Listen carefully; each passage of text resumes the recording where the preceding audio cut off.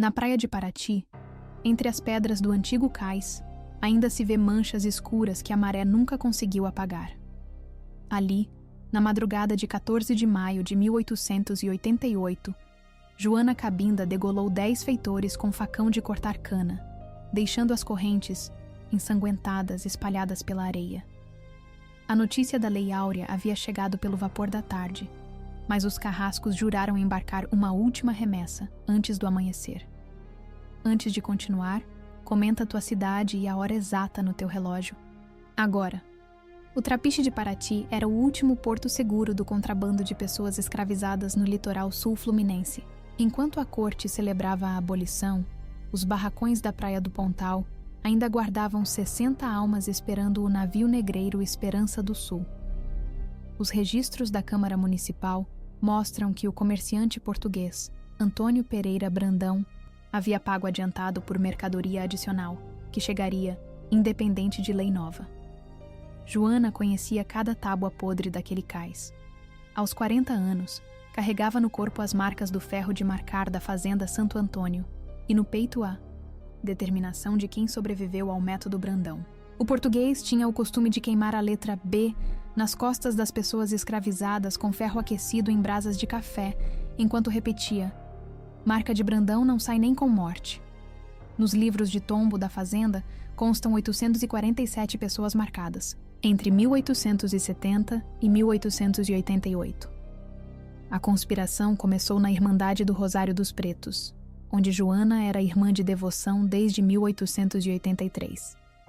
As atas secretas, escritas em folhas soltas guardadas no oratório de Nossa Senhora, revelam os nomes dos conjurados. Benedito Angola, mestre de ofício. João Mina, carregador do ganho. Maria Rebolo, quitandeira da praça. Antônio Moçambique, remador do mangue. Cada um trouxe suas ferramentas de trabalho transformadas em armas de guerra. O plano nasceu quando o padre Antônio José da Silva, capelão da Irmandade, leu a notícia da abolição durante a missa do dia 13. As pessoas escravizadas choraram de alívio, mas Joana permaneceu de pé, os punhos cerrados. Ela havia visto Brandão conversando baixo com o feitor mor Joaquim Teixeira na varanda da Casa Grande. O bilhete interceptado por Maria Rebolo era claro: embarque antes da lei valer. Polícia não chegará a tempo. Naquela tarde, enquanto os sinos da matriz repicavam pela liberdade, os barracões do Pontal receberam mais 20 pessoas escravizadas trazidas às pressas das fazendas do Vale do Paraíba. O auto de devassa posterior descreve correntes novas, ainda com óleo de máquina, e marcas frescas de açoite nas costas dos prisioneiros. O delegado Coronel José Pereira Gomes anotou: estado deplorável das vítimas sugere tortura recente para submissão. A Irmandade se reuniu na capela às 10 da noite. Joana abriu o oratório e retirou 6 facões de cortar cana, 2 foices e um machado de carpinteiro que havia sido benzido durante a festa do Divino. Benedito Angola trouxe cordas de sisal embebidas em óleo de mamona. João Mina carregava uma lamparina de querosene e pólvora furtada do armazém da Guarda Nacional. O rosário passou de mão em mão enquanto cada conjurado jurava vingança pelos irmãos mortos. Maria Rebolo recitou os nomes de 17 pessoas escravizadas que haviam morrido nos últimos 2 anos na fazenda Santo Antônio. Antônio Moçambique benzeu as lâminas com água benta do altar. O cheiro de couro molhado e melaço fermentado impregnava a capela, misturado ao suor da conspiração. Às 2 da madrugada, o grupo desceu pela trilha do mangue em direção ao Pontal. Joana conhecia cada curva do caminho. Havia percorrido aquela rota dezenas de vezes carregando café para o porto. A lua minguante mal iluminava os rostos determinados dos conspiradores.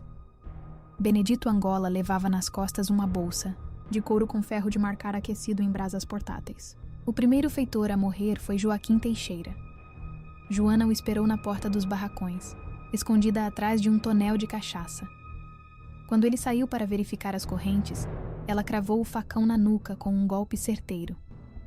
Marca de Joana. Não esquece!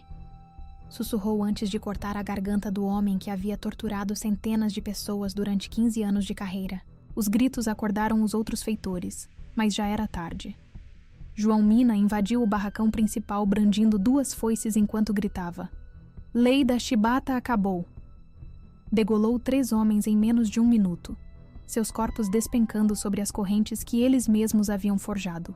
O sangue escorreu pelas frestas das tábuas, formando poças escuras na areia. Benedito Angola encontrou o feitor Manuel Dias Ferreira tentando fugir pela janela dos fundos. O homem implorou piedade em português cerrado, mas levou o machado de carpinteiro na cabeça. "Piedade é coisa de branco", respondeu Benedito antes de jogar o corpo no fogo que Maria Rebolo havia acendido com os documentos de compra e venda. O massacre durou menos de 1 hora, mas cada minuto foi calculado com precisão militar. 10 feitores mortos, suas cabeças alinhadas no cais como troféus de guerra segundo o costume africano que Joana aprendera com os mais velhos. O sangue escorreu pelas frestas das tábuas do trapiche, tingindo de vermelho a água salobra que lambia os pilares carcomidos. Antônio Moçambique cortou as correntes dos prisioneiros com uma talhadeira enferrujada que havia sido benzida 3 vezes pelo Padre Silva. Cada golpe na corrente ecoava pela baía como um sino de liberdade. As pessoas libertas choravam e beijavam as mãos de seus salvadores, algumas ainda tremendo de medo, outras já planejando a caminhada até os quilombos da serra. Enquanto isso, Joana queimava metodicamente os livros de registro no terreiro central do barracão. As chamas azuladas consumiam páginas inteiras de escrituração escravista, cartas de alforria falsas, recibos de compra, inventários de peças classificadas por idade e estado físico. O cheiro acre do papel queimado se misturava ao odor metálico do sangue fresco.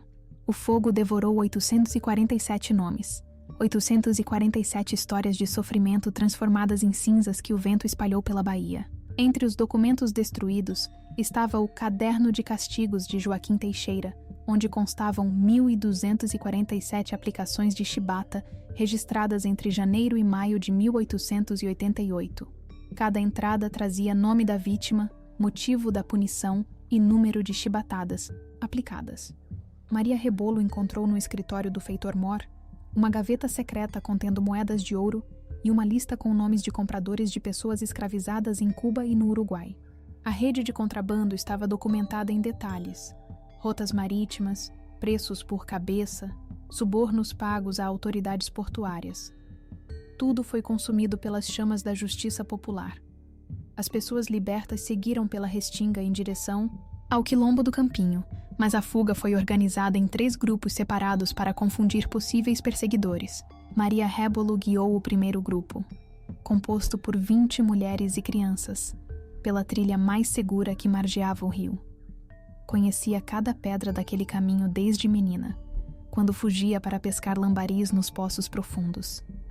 Benedito Angola liderou 15 homens jovens pela rota mais arriscada, cortando direto pela mata fechada da Serra da Bocaína. Carregavam nas costas os facões ainda sujos de sangue e uma bolsa de couro com moedas de ouro, encontradas no escritório dos feitores. O dinheiro serviria para comprar armas e munição no quilombo. O terceiro grupo, conduzido por João Mina, seguiu pela praia até a foz do rio Perequeaçu, onde canoas escondidas os levariam rio acima até território quilombola. Eram os mais fracos, idosos, feridos, mulheres grávidas, que não resistiriam à caminhada pela serra. A estratégia tripla funcionou. Nenhum grupo foi interceptado pela polícia. Joana ficou para trás com Antônio Moçambique para apagar os últimos vestígios da conspiração. Juntos, espalharam cal virgem sobre as poças de sangue e jogaram os ferros de marcar no poço mais profundo da baía.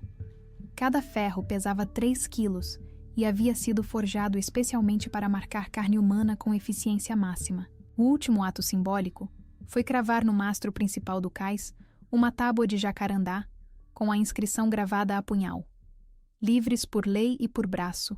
Irmandade do Rosário dos Pretos de Paraty, 14 de maio de 1888. A madeira havia sido retirada do altar da capela onde juraram vingança 3 horas antes.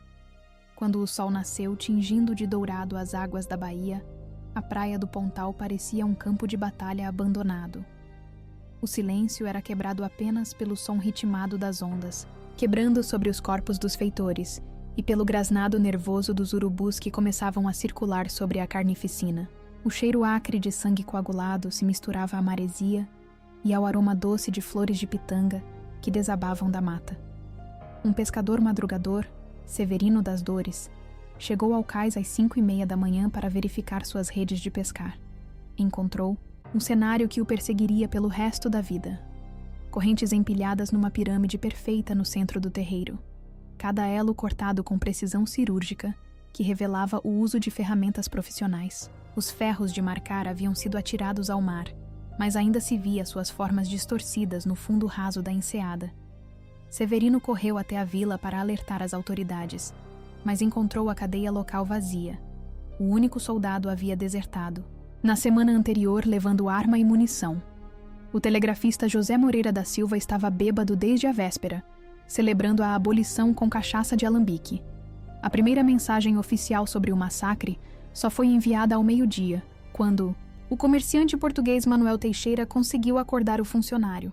O telegrama, preservado nos arquivos da companhia Western Telegraph, era lacônico. Paraty, stop. 10 mortos Trapiche, stop. Escravos foragidos, stop. Solícito reforço urgente, stop Teixeira. A resposta da corte chegou no mesmo dia, enviando o destacamento. Guarda Nacional, stop. Prendam culpados, stop. Mantenham ordem. Stop Portela. Enquanto isso, no quilombo do Campinho, Joana reuniu os refugiados no terreiro central para o ritual de liberdade. Cada pessoa libertada recebeu um novo nome escolhido por ela mesma, simbolizando o renascimento longe da escravidão. A cerimônia foi conduzida pelo quilombola mais velho, Pai Benedito do Congo, que trouxera da África os cantos sagrados de libertação. As crianças foram batizadas com nomes de guerreiros: Zumbi, Gangazumba, Aqualtune, Dandara. Os adultos escolheram nomes que refletiam sua nova condição: Liberto, Esperança, Vitória, Alforria. Joana manteve seu nome original, mas acrescentou o sobrenome Quebra-Corrente, para que as gerações futuras soubessem quem havia libertado aquelas almas. O quilombo se organizou militarmente para resistir à repressão que certamente viria. Trincheiras foram cavadas nas trilhas de acesso. Armadilhas com estacas pontiagudas foram plantadas nos caminhos secundários. Cada homem adulto recebeu uma arma: facão, foice, machado ou espingarda de caça.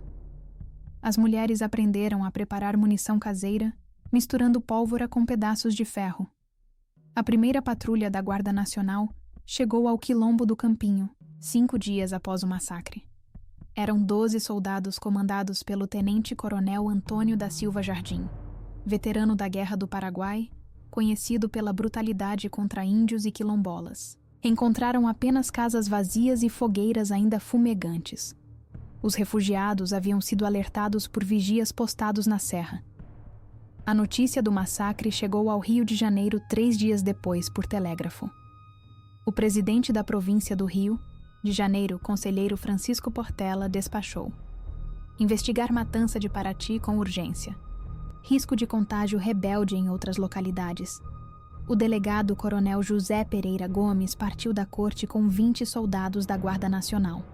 A investigação oficial do massacre revelou inconsistências que jamais foram esclarecidas pelos tribunais da época.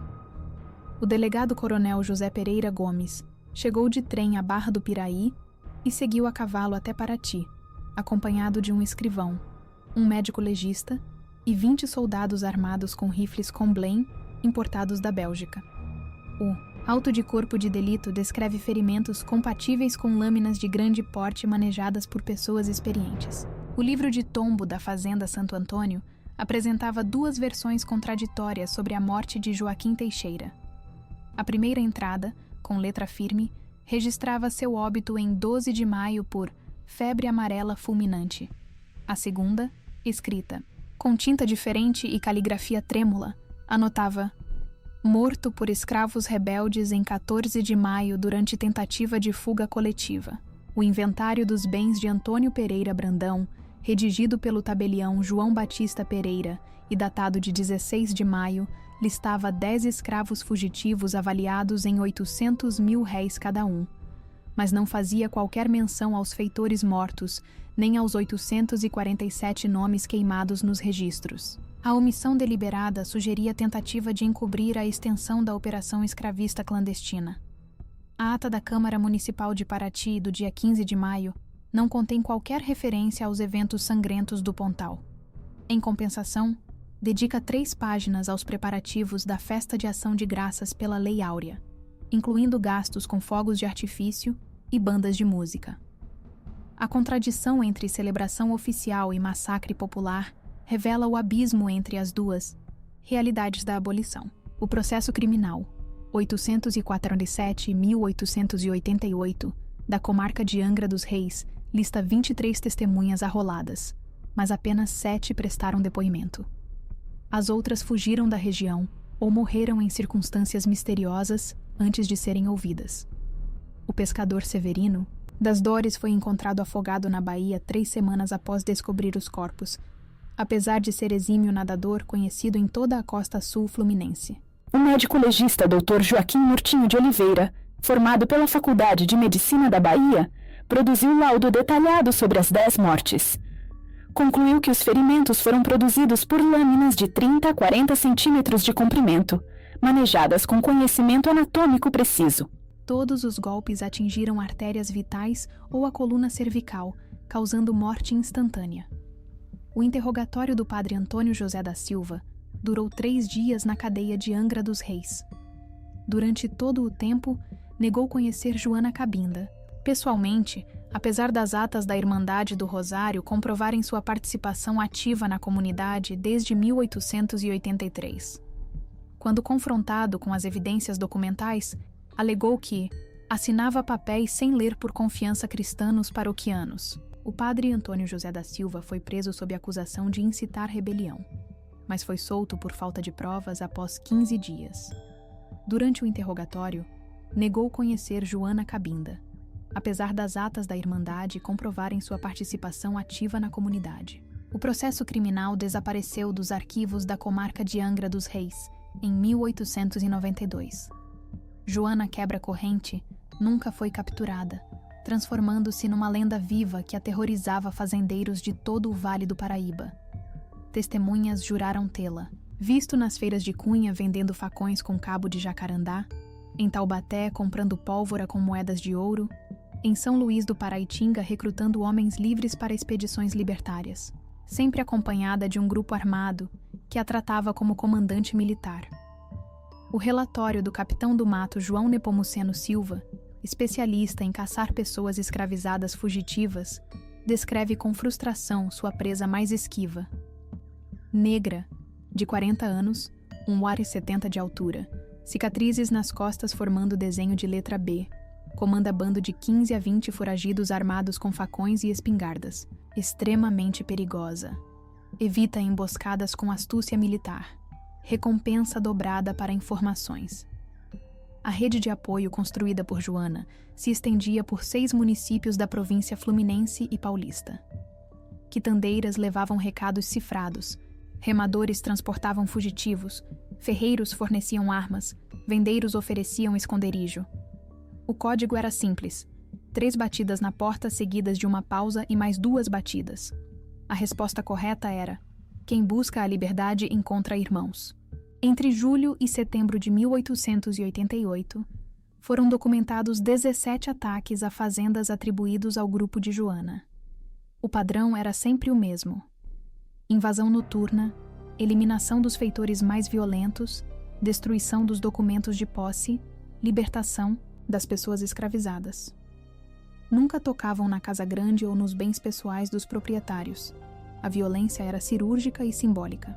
A fazenda São José do Barreiro, propriedade do coronel Francisco Pereira Leite, foi atacada na madrugada de 23 de julho. 3 feitores mortos a golpes de machado, 42 pessoas libertas, todos os registros de compra queimados no terreiro. Na porta da casa grande foi pregado um bilhete: a justiça de Joana não dorme. Libertem os irmãos ou paguem o preço dos carrascos. O método se repetiu na fazenda Santa Clara, em Bananal, 31 de julho, 2 feitores mortos, 38 libertados. Na fazenda Boa Vista, em Areias, 8 de agosto, 4 feitores mortos, 29 libertados. Na Fazenda Nossa Senhora da Conceição, em São José do Barreiro, 15 de agosto, um feitor morto, 51 libertados. A cada ataque, a reputação de Joana crescia e o terror se espalhava entre os escravistas. O presidente da província do Rio de Janeiro, conselheiro Francisco Portela, criou uma força especial para caçar o grupo rebelde. 50 soldados comandados pelo major Henrique Cordeiro de Farias, com ordens de capturar viva ou morta a cabecilha da sedição. A operação custou 10 contos de réis aos cofres públicos e durou 3 meses sem qualquer resultado prático. A última aparição documentada de Joana Quebra-Corrente ocorreu na fazenda Bela Vista, em Resende, na noite de 12 de setembro de 1888. O ataque foi diferente dos anteriores, mais organizado, mais brutal. 7 feitores foram executados publicamente no terreiro, suas cabeças fincadas em estacas como exemplo para outros opressores. O proprietário, Coronel Antônio José de Oliveira, foi obrigado a assinar um documento de libertação de todas as 127 pessoas ainda mantidas em cativeiro clandestino. O papel foi redigido pela própria Joana, que sabia ler e escrever, habilidade rara entre pessoas escravizadas. Sua letra era firme e elegante, revelando educação formal provavelmente adquirida de forma secreta. O método Brandão se espalhou por outras fazendas do Vale do Paraíba como modelo de controle pela marca física, mas também inspirou novos levantes. Entre maio e dezembro de 1888, foram registradas 43 fugas coletivas na província do Rio de Janeiro. Muitas seguiram o padrão de Paraty: eliminação de feitores, destruição de documentos, fogo nas estruturas de controle. A Fazenda Santo Antônio foi abandonada em setembro de 1888, após 3 tentativas de incêndio criminoso. Antônio Pereira, Brandão vendeu as terras por 1/3 do valor e mudou-se para Portugal. Antes de embarcar, contratou 2 guarda-costas armados e nunca mais saía de casa sem escolta. O medo de Joana o acompanhou até a morte, em Lisboa, em 1895. Os corpos dos feitores foram enterrados sem cerimônia no cemitério da Matriz de Paraty. As lápides não trazem nomes, apenas números de 1 a 10 gravados na pedra. O coveiro Sebastião Mendes anotou no livro de óbitos: mortos em combate contra a liberdade. Que Deus perdoe suas almas, porque os homens não perdoaram.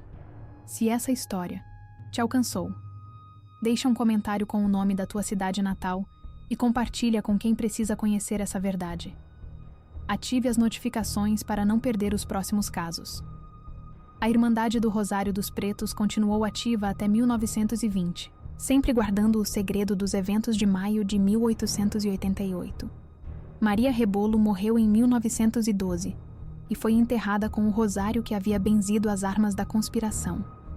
Benedito Angola se tornou carpinteiro na cidade e construiu dezenas de casas para famílias de pessoas libertas. João Mina abriu uma oficina de barcos no cais renovado. Antônio Moçambique desapareceu após 1890, mas pescadores relatavam avistamentos de um homem negro remando canoa nos mangues durante as madrugadas de maio. Sempre carregava um facão na cintura e cantava músicas em língua africana que ecoavam pela baía. Os mais velhos diziam que era a alma de Joana chamando por justiça. O último registro oficial sobre Joana Cabinda data de 1902. Um comerciante de Angra dos Reis relatou ter visto uma mulher negra de meia idade vendendo facões novos na feira, todos gravados com a letra J no cabo. Quando perguntou sobre a marca, ela respondeu, J de Justiça, e desapareceu entre a multidão antes que ele pudesse fazer mais perguntas. A Casa Grande da Fazenda Santo Antônio ruiu completamente em 1925, mas o alicerce de pedra ainda existe. Moradores locais evitam passar pelo local durante a madrugada de 14 de maio, quando dizem ouvir o som de correntes sendo arrastadas e gritos abafados vindo da mata. Alguns juraram ter visto uma mulher alta caminhando entre as ruínas, sempre carregando algo que brilha na escuridão. O ferro de marcar com a letra B foi encontrado em 1934 por um pescador nas águas rasas da Bahia. A peça estava completamente corroída pela água salgada, mas ainda preservava a forma original. Foi doada ao Museu Nacional, onde permaneceu em exposição até o incêndio de 2018. O catálogo descrevia: instrumento de tortura utilizado na marcação de pessoas escravizadas. Paraty, século XIX. A verdade sobre os eventos de maio de 1888 permanece enterrada nos arquivos fragmentados e nas memórias transmitidas oralmente pelas famílias descendentes. O que se sabe com certeza é que 10 homens morreram na praia de Paraty e 60 pessoas conquistaram a liberdade através da violência organizada. Não foi barbárie. Foi justiça primitiva executada por quem conhecia intimamente a linguagem da opressão. Hoje, uma placa discreta marca o local aproximado do antigo trapiche. A inscrição oficial fala de importante ponto de comércio colonial, sem mencionar o sangue que fertilizou aquela areia. Turistas passam pelo local fotografando o pôr do sol, ignorando que pisam sobre o teatro de uma das revoltas mais sangrentas do período abolicionista. Flores silvestres aparecem misteriosamente no cais todo dia 14 de maio. Ninguém sabe quem as coloca ali, mas são sempre 10 ramos, um para cada feitor morto ou uma para cada vida que se recusou a aceitar a escravidão disfarçada. A prefeitura remove as oferendas pela manhã, mas elas sempre retornam na madrugada seguinte. A história de Joana de Paraty revela a face oculta da abolição brasileira, um processo violento de resistência que a historiografia oficial preferiu esquecer. Enquanto a Lei Áurea era celebrada nos salões da corte, pessoas escravizadas tomavam a liberdade com as próprias mãos, pagando em sangue o preço de 3 séculos de opressão sistematizada. Se essa história te alcançou, compartilha para a memória não morrer. Inscreva-se e ative as notificações.